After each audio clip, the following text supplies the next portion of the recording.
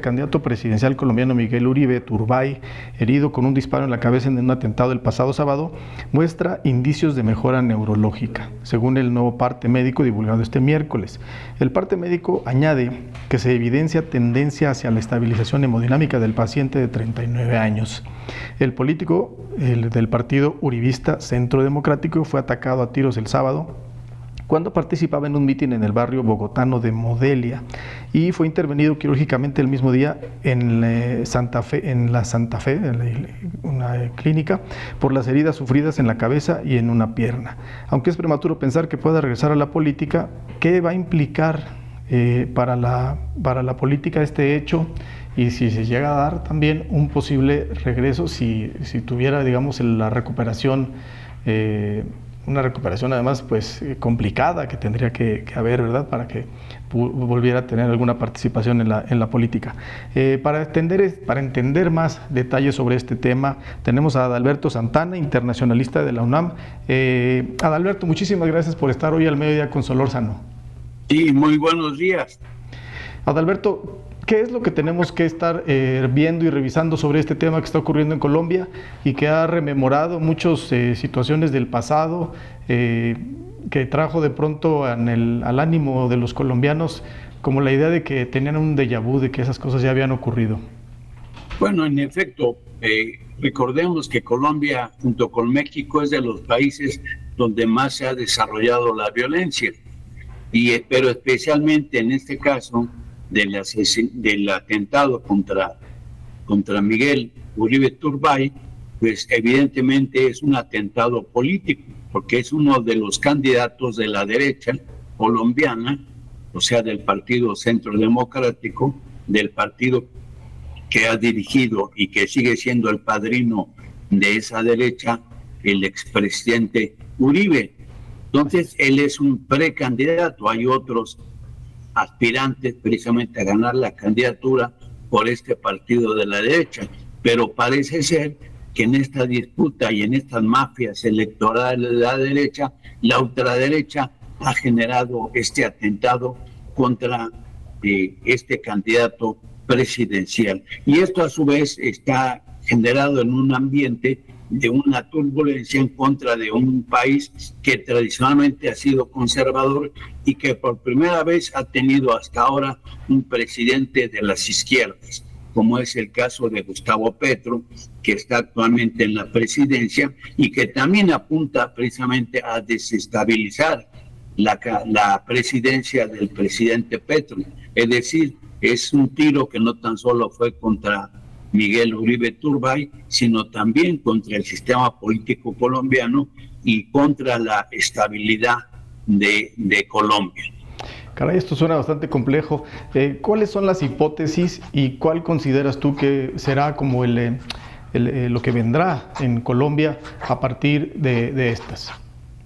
Pues evidentemente son todavía muy temprano para ir viendo esto, porque son las precandidaturas dentro del Partido Centro Democrático, donde tendrán que afinarse quién es finalmente el candidato presidencial. Lo que sí está generando una turbulencia en el conjunto de la nación, donde recordemos que Colombia, donde ha estado en otras épocas gobernado por la ultraderecha, como Uribe Vélez, por ejemplo, donde Colombia es uno de los países esencialmente productor, no los colombianos, sino utilizando los carteles de Colombia del tráfico de drogas y de la producción de cocaína que se exporta a México y de México a los Estados Unidos, y las ligas que vemos entre el narcotráfico colombiano y el narcotráfico mexicano. Hace poco fueron detenidos entre Michoacán y Jalisco miembros precisamente del ejército o ex militares del ejército colombiano ligados al narcotráfico de las 4 letras, del cartel llamado de las 4 letras, que es el cartel Jalisco Nueva Generación, que también está generando pues una gran ola de violencia en México. Entonces son nexos que tienen que ver con la ultraderecha, que tienen que ver con las expresiones políticas y violentas del narcotráfico, tanto en Colombia como en México. Adalberto, ¿cómo has pulsado tú la gestión que está dando este problema y también a una serie de varios problemas que está teniendo el presidente Petro? Es decir, se encuentra en un momento, yo creo que es uno de los gobiernos que más vicisitudes ha enfrentado y creo que esta es una de las más complejas que ha tenido. Pues sí, un poco, digamos, si hacemos ese paralelismo, es muy semejante al gobierno de López Obrador o de la presidenta Claudia Sheinbaum. Claro que Colombia está muy retirado de Estados Unidos, pero sin embargo en Colombia ha habido una guerra más larga de América Latina por más de 60 años, que es la guerra que todavía los remanentes de la guerrilla, como por ejemplo las disidencias de las FARC, o sea, de las Fuerzas Armadas de Colombia y del Ejército de Liberación Nacional, más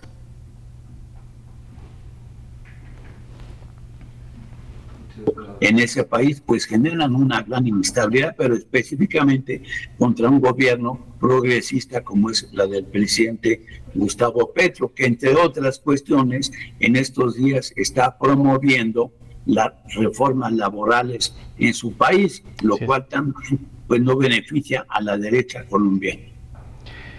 Caray, pues la tiene también complicada, es que hacemos los paralelismos, como dices, Adalberto, y es una situación complicada para Colombia, para el gobierno de Petro, y pues por las circunstancias. ¿Qué ves venir?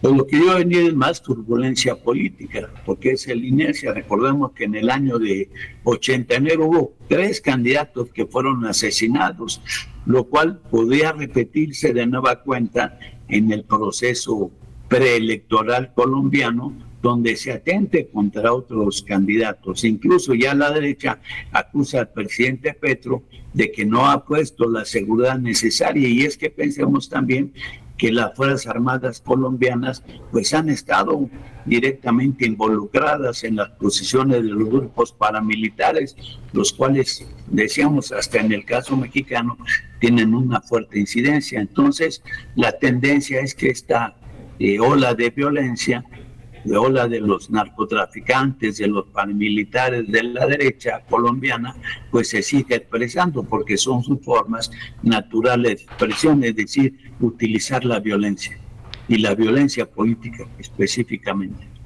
Adalberto, muchísimas gracias por tu comentario, muchísimas gracias por tu análisis. Seguiremos en contacto para estar revisando esta situación. Muchas gracias por estar al mediodía con Solórzano. No, al contrario, saludos a Javier. Gracias.